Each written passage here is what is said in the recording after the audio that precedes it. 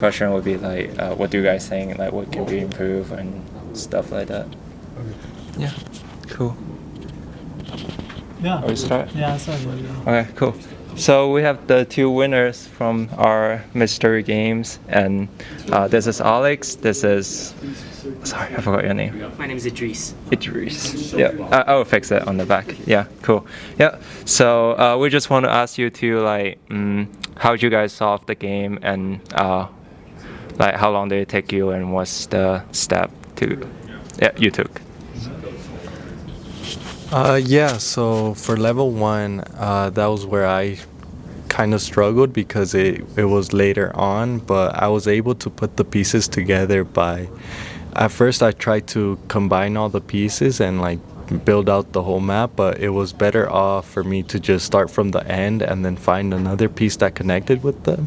And then once I had two pieces that lined up well, I was able to find it on the maps. I went to the location, and the flyer for the second level was at a light post, and that was where I struggled the most to find.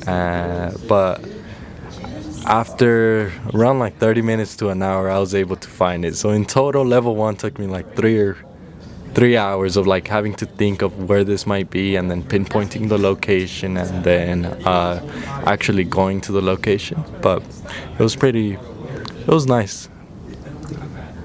Cool. What about level 2? Yeah, so for level 2, I think that one was significantly harder than level 1, and the reason for that was because you were given an image that had multiple colors, I think 7 different colors, and at first my thought process was that this might be a problem where each letter of the name was a code, and that's kind of how I started off, but it didn't really make sense as the colors weren't really clear or like primary colors. So then from there I was like, oh, I might have to do something with the color code, and that's when I started pinpointing the colors of each color in the picture, in the image. And when I was doing that, I was encountering some issues that the color gradient wasn't really lining up with the resolution, so it would give me variation of the colors. And the solution to that was I was able to download the image, and then after downloading the image, I used this Adobe like color gradient that averaged out all the colors for you, and then I was able to use that to convert from deci to hexadecimal. And after using that conversion kit, I knew I was kind of on the right page, because the last color was like a equal null sign.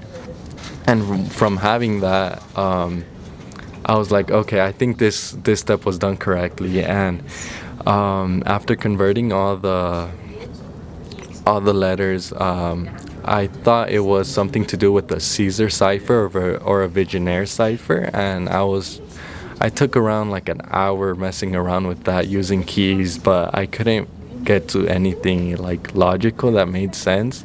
So then I kind of gave up with that idea, but I was able to figure out that it was actually encrypted by a base 64, and I was able to find a software to decrypt this, and I just put my characters in there, and it decrypted it for me, and it gave me like a 12-digit code. And I thought this was maybe like a gift card number or something, so I put it in Google, and it actually pulled up a book, but the book was like a AI Fourth Industrial Revolution, and I was like, okay, I think this is like related to the puzzle. So then I was like, okay, now what do I do with this? And I was able to put this in the Auraria library, and once having it in the website, I was like, oh, they actually have it in stock. And then I was like, by the next day I was like, okay, I have to go here, look for the book, which took me like 30 minutes. I did it during my lunch break, but I found the book, and that's where the solution to the puzzle was. But all in all, I think level 2 took me like maybe 4 or 5, even 6 hours. I was just messing around, trying to think it through in my head, but very fun, and wish there was more. Thank you. Yeah, Yep. I've never thought like someone can solve level 2 super fast. Like we were discussing like, oh maybe we should get more hints. So. And then he texts me and said, Alex already got it. I was like, oh, cool. And I messed it up because the Discord link doesn't work. Because No I worries. capitalized everything. So yeah, what about you? So, Yeah, so I pretty much had the same thought process as Alex did. So during the first level, I did see the image. It was arranged in, a 36 by 36 grid of the Aurora campus map image. I was able to, since I didn't have a printer at home to like actually print it and manually reconstruct it, I just decided to like create a script using processing to actually like divide the image into 6 by 6 and then manually place it in. So in the end I did get an image of the map with a red dot in the middle, and that's where I know that that's probably something which had the next clue. So then actually when I went biking on Sunday, I near downtown, I was able to like figure out find the next clue on the lamppost. Finding it wasn't the issue, but then once I went to scan the actual code on the lamppost, it did encounter some issues, like my phone wasn't registering the actual code and such.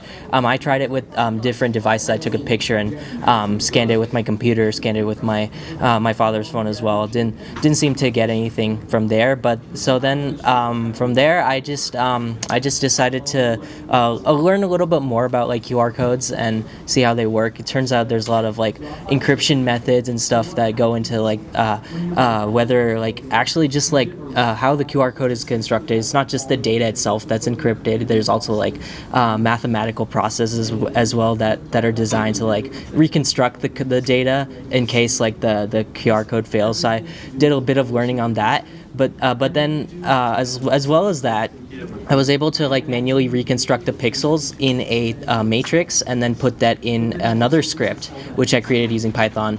That gave me a link to the second level, and then the second level is where I got the image, the same image, with the clue as well about the computer science student and how you like working with numbers. So then that's where I just decided to go along with my thought process that like, hey, this student likes to work a lot with numbers, so I see those 7 colors, and I just took like an eyedropper tool from downloading the image and then just extracted the RGB values from it.